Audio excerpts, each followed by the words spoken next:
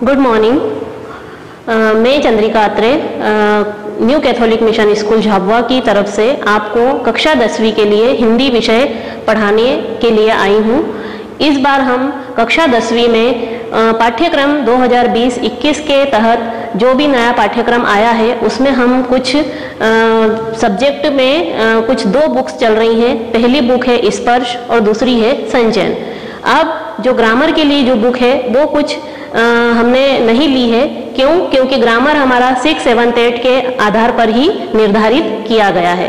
तो सबसे पहले हमारी बात आज हमारी होगी कक्षा 10वीं के हिंदी के विषय पर। जैसे कि आप लोग कक्षा 10वीं विषय हिंदी और उसमें भी हमें ब खंड पढ़ना है। पाठ्यक्रम 20 और 21 स्पर्श में आपको गद्य और पद्य दो प्रकार की चीजें पढ़ना है और एक हमारी संचयन बुक रहेगी जो कि पूरक पाठ्य पुस्तक के आधार पर आपसे उसमें कुछ 2-4 लेसन आपको पढ़ने को मिलेंगे। अब चूंकि हम स्पर्श और संचयन के लिए एक पाठ्य पुस्तक और पूरक पाठ्य पुस्तक चला रहे हैं जिसमें कि कुछ हिंदी के पाठ, कहानियां, कविताएं जो कि हमें कुछ मॉरल वैल्यूज या नैतिक शिक्षा के आधार पर कुछ हमें शिक्षा या कुछ अच्छी बातों को ही ग्रहण करने के लिए रखी जाती है। हिंदी विषय है, निश्चित है समझने में कोई कठिनाई नहीं है। कुछ कठिन शब्द जरूर आए हैं जो कि शब्दार्थ के माध्यम से हम उन्हें बहुत आसानी से समझ सकते हैं। हिंदी हमारी मातृभाषा है इसलिए हमें उसे कुछ ज़्यादा तरीके से समझने के लिए या हमें अपने बात रखने के लिए इतनी ज़्यादा हमें कहना चाहिए कि हमें इतनी ज़्यादा तकलीफ देह नहीं होती है। तो आज ठीक है, हम आज स्टार्ट करते हैं हमारा पहला पाठ जो कि बड़े भाई साहब है और वो है गद्य की तरफ से।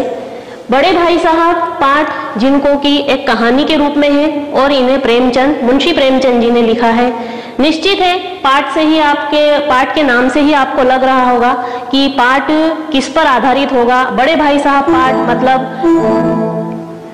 बड़े भाई साहब पाठ के आधार पर आप शीर्षक से कुछ ऐसा सोच रहे होंगे कि बड़े भाई साहब यानी पूरी कहानी एक बड़े भाई के इर्द गिर्द ही घूमती होगी। तो नहीं है, ऐसा कुछ नहीं है।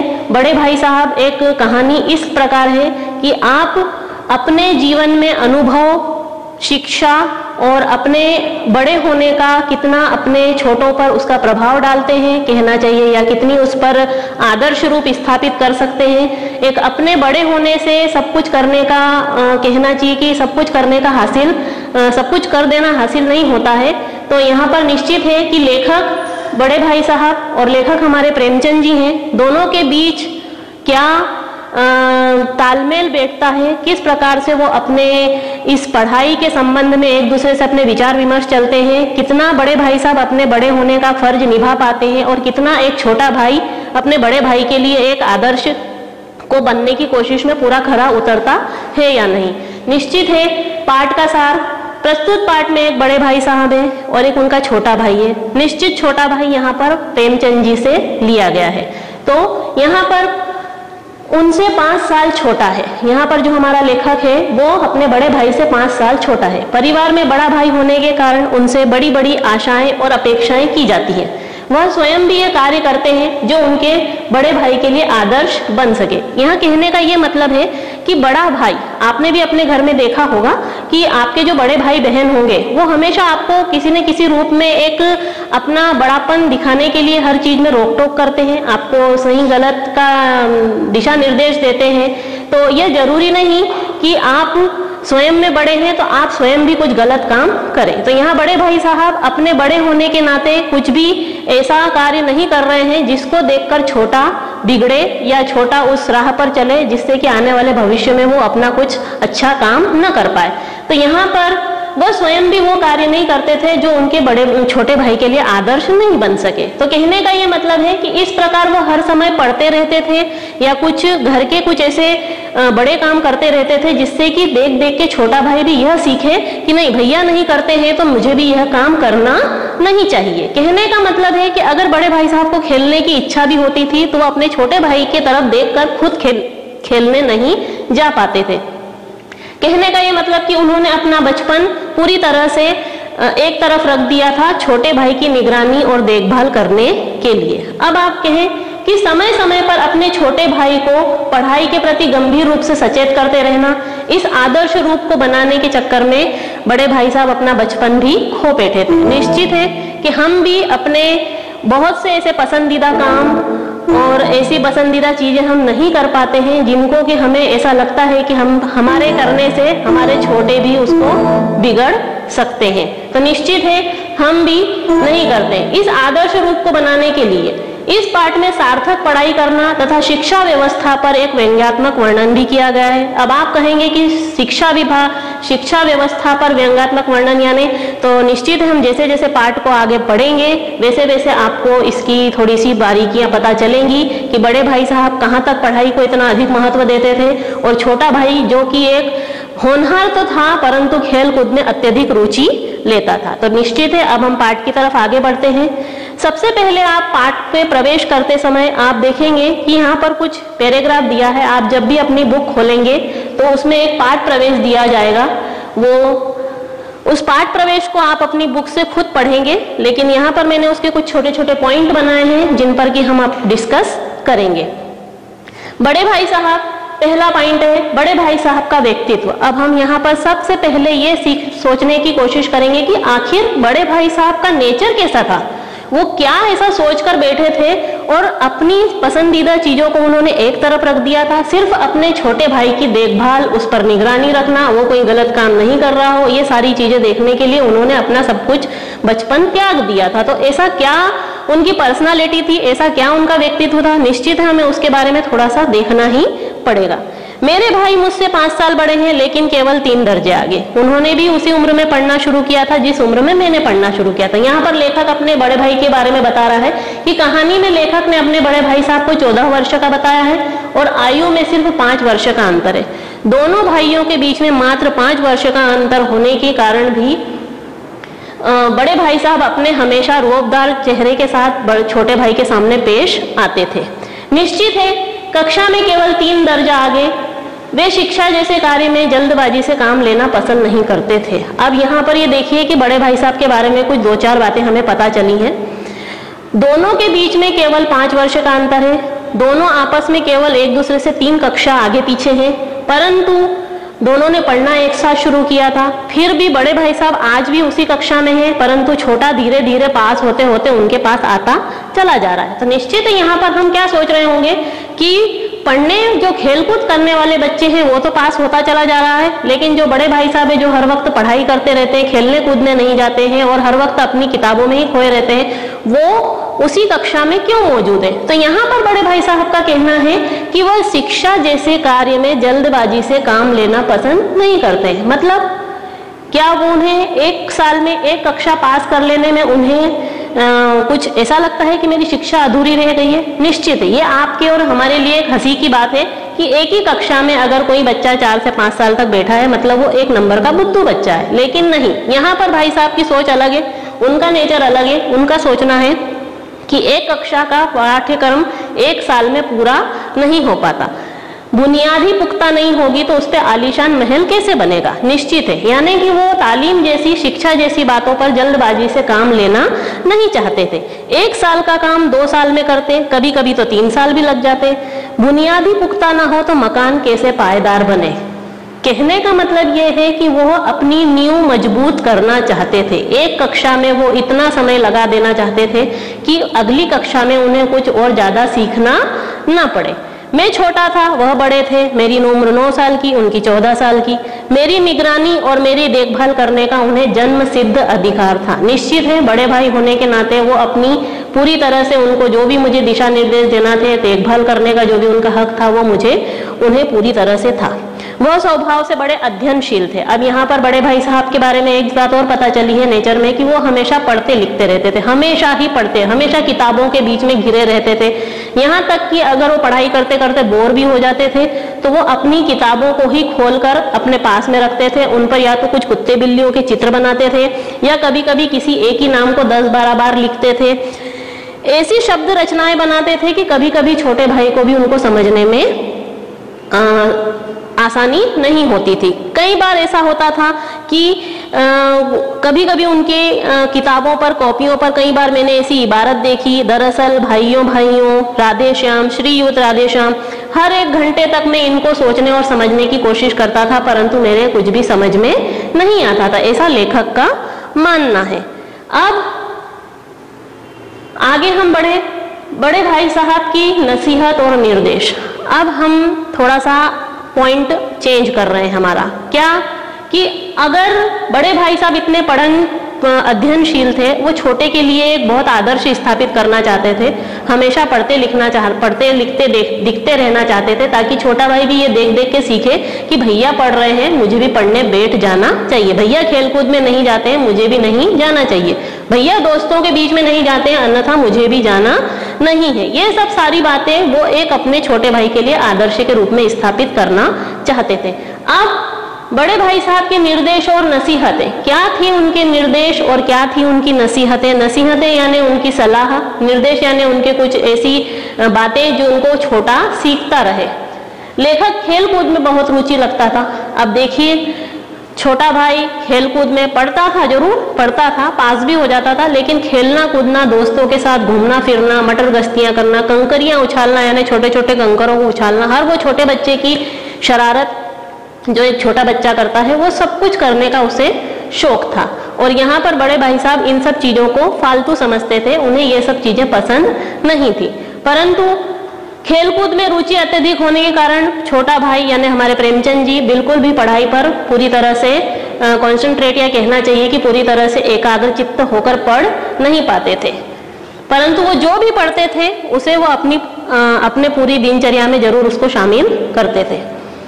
छोटे भाई खेलकूद में बहुत रुचि लेते थे, अवसर पाते ही हॉस्टल यानी छात्रावास से बाहर निकल जाते थे। दोनों भाई जो कि छात्रावास में रह रहे हैं, अपने घर से दूर रहकर पढ़ाई कर रहे हैं, तो यहाँ पर बड़े भाई साहब का पूरी तरह से ध्यान छोटे भाई की देखभाल और उसे गलत राह पर जाने से रोकने के लिए था। अपने दोस्तों के साथ खेलना, गप्पे मारना, और जब तक वापस आते तब तक भाई साहब खूब खबर लेते। जब छोटा भाई बाहर जाता और जैसे ही घर पर वापस आता तो भाई साहब उसे बहुत सारे दिशा निर्देश देते, बहुत सारी नसीहतें देते, जो कि उनमें इस तरह से शामिल थी, यही कि अगर तुम्हें पढ़ाई लिखाई नहीं करना है तो वो यहाँ क्यों रह रहा है, या फिर यहाँ दादा की गाड़ी। यहाँ दादा से शब्द से तात्पर्य है पिता। पिता की जो मेहनत की कमाई है वो हम छात्रावास में रहकर न बिगाड़े, हमें यहाँ पढ़ने के लिए भेजा है। तो यहाँ बड़े भाई साहब का हमेशा से छोटे भाई के लिए यह उपदेश रहा है कि वो इन्हें अच्छे से पूरा करे। अब आगे हम बढ़ते हैं। मेरा तो जी बिल्कुल पढ़ने में नहीं लगता था। अब यहाँ लेखक अपनी आप बीती बता रहा है। भाई साहब का जो कहना है वो तो ठीक है, लेकिन यहाँ पर लेखक अपनी एक आप बीती बता रहा है कि मुझे तो लेखक को पढ़ने की बिल्कुल इच्छा नहीं होती थी, मेरा मन पढ़ने में बिल्कुल नहीं लगता था, 1 घंटा भी किताब लेना मेरे लिए मुश्किल था।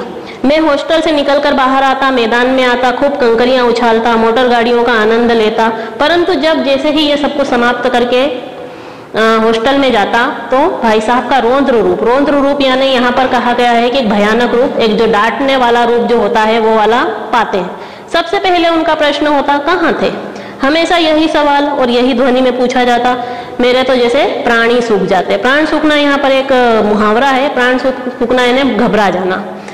मुझे इतनी भी हिम्मत नहीं होती थी कि मैं पलट कर कुछ जवाब दूं। देखिए यहाँ पर एक छोटे भाई का भी एक अच्छा रूप हमारे सामने आया है। छोटा भाई कभी भी अपने बड़े भाई को जवाब नहीं देता था, चाहे वो कितने भी उसे नसीहतें दे, कितना भी उसे डांटे, वो कभी पलट कर जवाब नहीं देता था। जब भी भाई साहब पूछते कहाँ थे, लेखक हमारा सिर झुकाकर अपने अपराध को स्वीकार करता हुआ मौन होकर खड़ा हो जाता था। तो यहाँ पर हमें एक बहुत अच्छी शिक्षा मिल रही है कि घर में बड़े जब भी हमारी गलतियों को या हमारे गलत काम को कुछ भी बोले तो हमें सिर्फ उन्हें चुप कर सुनना है और उन्हें कभी भी जवाब नहीं देना है।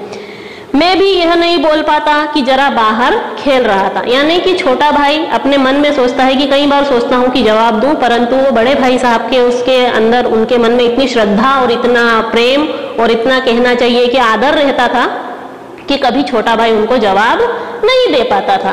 तो हम यहाँ पर एक चीज अच्छी सीख सकते हैं कि हम भी कभी अपने से बड़े हमें अगर कुछ अच्छी बात शिक्षा दे या हमें कुछ गलत कर रहे हैं और अगर हम उसे रोकें तो हम उनसे बहस करने की बजाय उनका बिल्कुल आदर करें और उनकी बात को ध्यान से सुने और अपने जीवन में उसको बदलाव लाने की कोशिश करें। अब आगे बात होती है कि जो भाई साहब के निर्देश हो जाते हैं लेखक के लिए वो तो ठीक है, लेकिन लेखक बड़ी मुश्किल से उन्हें अपने जीवन में उतार पाता है ना।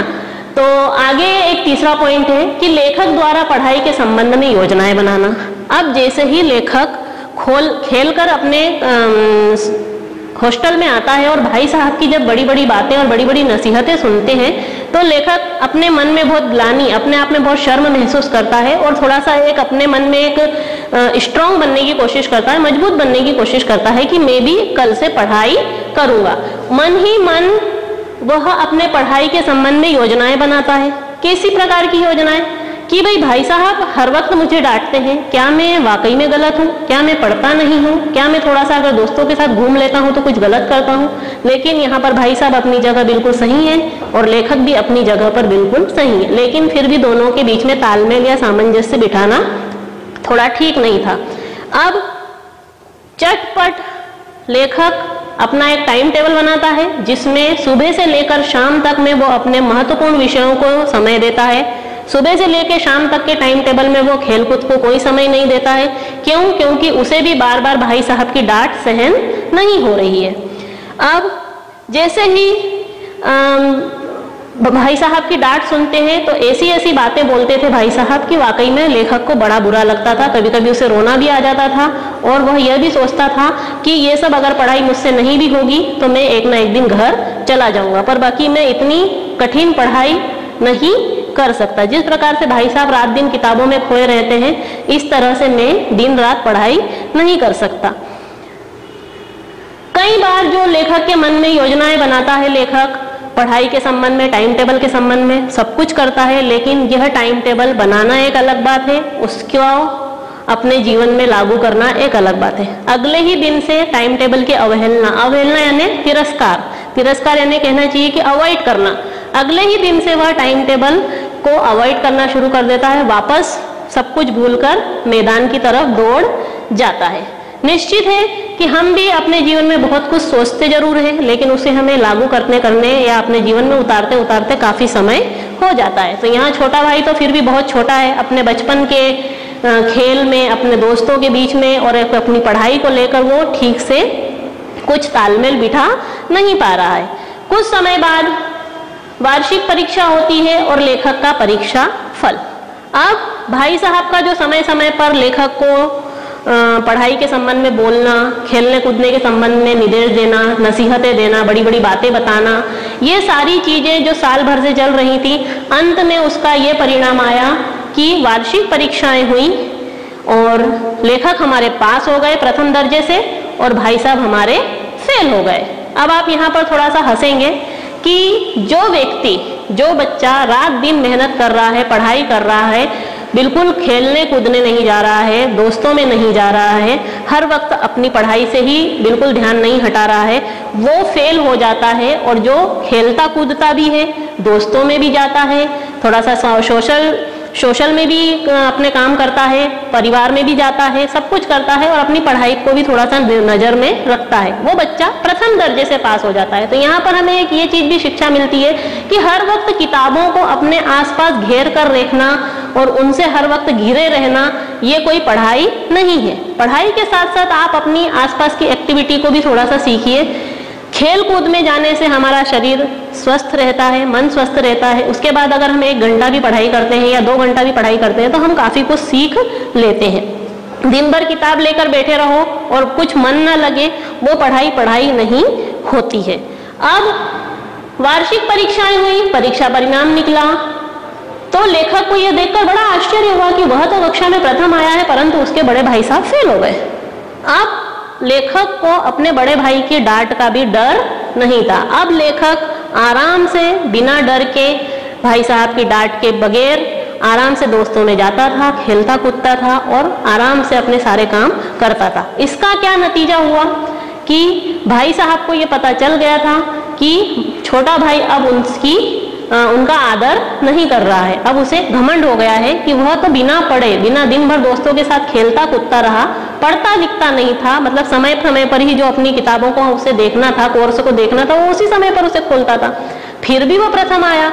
और भाई साहब जो कि रात दिन किताबों में खोए रहते थे, एक पल के लिए भी किताबों को अपने से दूर नहीं करते थे, वो फेल हो जाते हैं। तो यहाँ पर अब छोटे भाई को ये अभिमान था, ये घमंड हो चुका था कि मैं चाहे खेलूं कूदूं, दोस्तों में जाऊं, पास तो मैं हो जाऊंगा और बहुत अच्छे तरीके से पास हो जाऊंगा। बड़े भाई साहब इस बात को समझ चुके थे कि छोटा भाई घमंडी हो गया है। क्यों? क्योंकि अब उसे मेरा डर बिल्कुल नहीं रहा। अब कुछ समय गुजरा, उन्होंने छोटे भाई को रावण का उदाहरण दिया। आप भी देख रहे हैं अभी रावण, यानी कि घमंड, एक अपने आप पे कॉन्फिडेंस होना अच्छी बात है और एक ओवर कॉन्फिडेंस यानी एक अति अभिमानी होना ज्यादा गलत है। यहाँ पर भाई साहब को लगा कि लेखक ये सोच रहा है कि मैं अगर एक बार पास हो गया हूं तो मैं अगली बार भी पास हो जाऊंगा। तो यहाँ पर भाई साहब को फिर ऐसा लगा कि मुझे एक बार छोटे भाई को फिर से कुछ समझाना पड़ेगा इस बारे में। तो वह फिर अपने लेखक भाई को समझाता है। उन्होंने रावण का उदाहरण दिया कि घमंड करना बुरी बात है, एक बार प्रथम आने से कोई बड़ी बात नहीं है, जब वह उनकी कक्षा में आएगा तो दांतों पसीना आ जाएगा। अब यहाँ पर इस लाइन का यह अर्थ निकल रहा है कि बड़े भाई साहब ये कह रहे हैं कि तुम्हारी कक्षा छोटी थी, तुमने कम पढ़ाई करी, फिर भी तुम प्रथम आ गए। मेरी कक्षा बड़ी है, मुझे ज्यादा पढ़ाई करना पड़ती है, इसलिए फिर भी मेरी पढ़ाई में कुछ कमी रह गई, इसलिए मैं फेल हो गया हूँ। इसका ये मतलब तुम मत निकालो कि तुम मुझसे अनुभव में बड़े हो, तुम मुझसे अनुभव में और उम्र में कभी भी बड़े नहीं हो सकते। मेरा जो दर्जा है वो तुम कभी भी हासिल नहीं कर पाओगे। यहाँ पर लेखक फिर मौन रह जाता है, फिर भाई साहब की डांट सुनता है, फिर यह सोचता है कि अगर मैं पास हो भी गया, उसके बावजूद भी भाई साहब का मेरे प्रति कोई प्रेम नहीं, वापस वही डांट जो मैं बचपन से सुनता आ रहा हूं। तो निश्चित है यहाँ पर लेखक फिर बड़े भाई साहब की बातों को सुनने के लिए मजबूर हो जाता है। अब यहाँ पर शिक्षा के नाम पर छात्रों पर होने वाले अत्याचार। अब इस पॉइंट से आपको ऐसा लग रहा होगा कि यहाँ पर यह पॉइंट क्यों डाला गया। यहाँ पर बड़े भाई साहब का ये मानना है कि जो शिक्षा है, जो किताबों का, पाठ्यक्रमों का जो एक व्यवस्था बनाई गई है कि आपको एक वर्ष में इतनी पुस्तकों में से इतना इतना सब कुछ याद होना चाहिए, या सब इन चीजों को आपको सिस्टमेटिक लिखना चाहिए। कहने का ये मतलब है कि अगर आप सपोज गणित विषय कर रहे हैं, गणित विषय में आपको जो एक सॉल्यूशन मिलता है उसको आपको स्टार्टिंग से लेकर लास्ट तक आपको उसको व्यवस्थित लिखना है। अगर आपने एक शब्द भी ऊपर नीचे या आगे पीछे कर दिया तो आपके नंबर कट जाएंगे। तो जो एक शिक्षा व्यवस्था बनी हुई है वो गलत बनी हुई है, ऐसा हमारे भाई साहब का कहना है।